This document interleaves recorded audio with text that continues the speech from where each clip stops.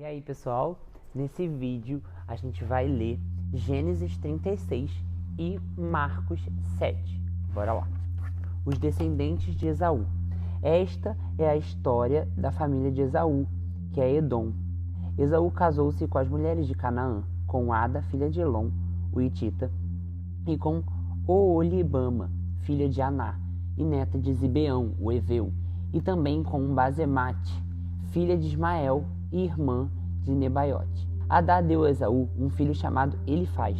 Basemate deu-lhe Reuel, e Oolibama deu-lhe Jeús, Jalão e Corá.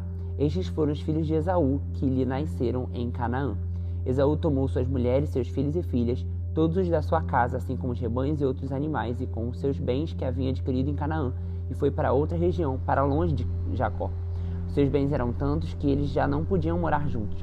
A terra onde estavam vivendo não podia sustentá-los, por causa dos seus rebanhos. Por isso Esaú, que é Edom, fixou-se nos montes de Seir. Esse é o registro da descendência de Esaú, pai dos Edomitas e dos montes de Seir.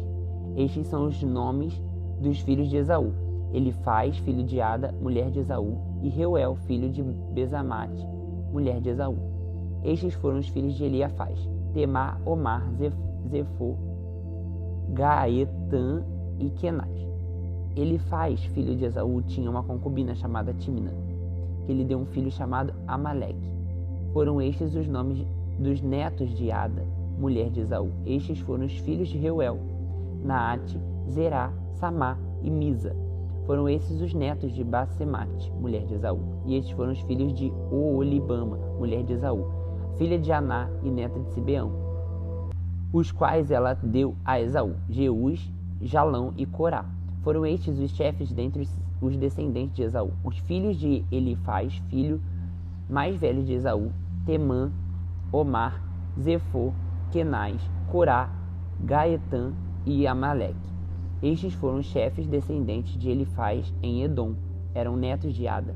Foram esses os filhos de Reuel, filho de Esaú: os chefes Naate, Zerá, Samá e Mizá. Foram os chefes descendentes de Reuel em Edom, netos de Basemate, mulher de Esaú. Estes foram os filhos de Oolibama, mulher de Esaú: os chefes Jeús, Jalão e Corá.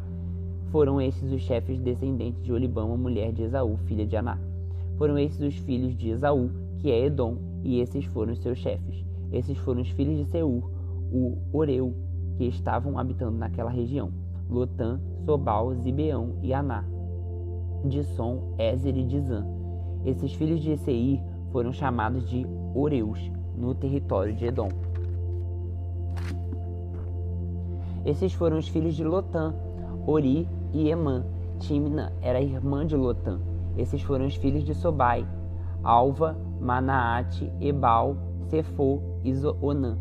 Esses foram os filhos de Zibeão: Aiá, Aná, e foi esse Aná que descobriu as fontes de águas quentes no deserto, voltando bastante.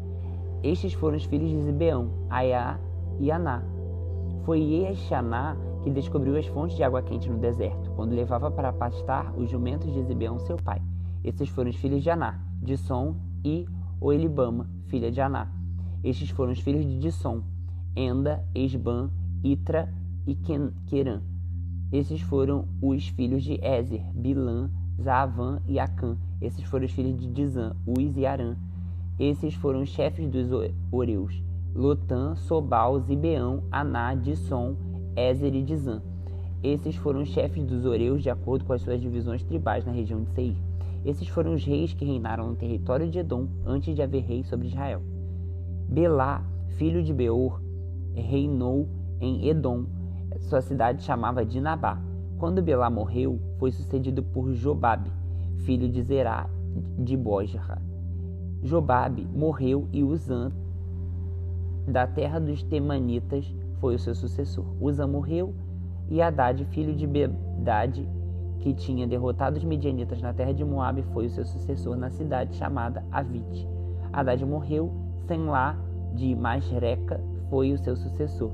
Senlá morreu e Saul de Reobote, próximo ao Eufrates, foi o seu sucessor. Saul morreu e Baal-Anã, filho de Aquibor, foi o seu sucessor. Baal-Hanã, filho de Aquibor, morreu, e Haddad foi o seu sucessor.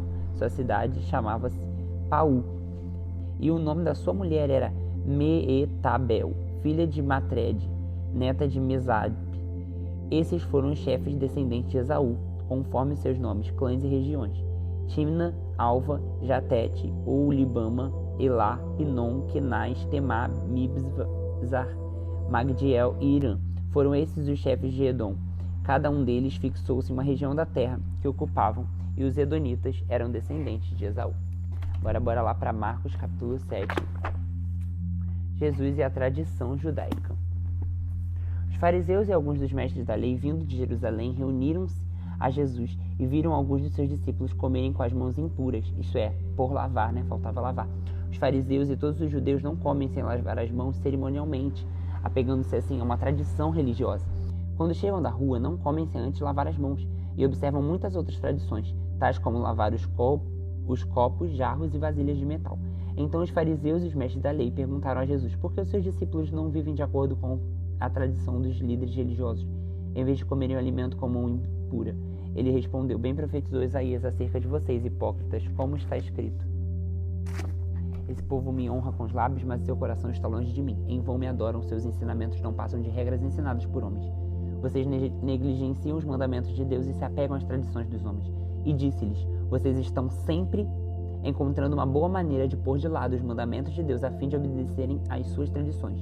Pois Moisés disse: honra teu pai e tua mãe. Quem amaldiçoar seu pai ou sua mãe terá que ser executado. Mas vocês afirmam que se alguém disser a seu pai ou sua mãe: qualquer ajuda que vocês poderiam receber de mim é Corban, isto é, uma oferta dedicada a Deus. Vocês o desobrigam de qualquer dever com pai ou mãe. Assim vocês anulam a palavra de Deus por meio da tradição que vocês mesmos transmitiram e fazem muitas coisas como essa.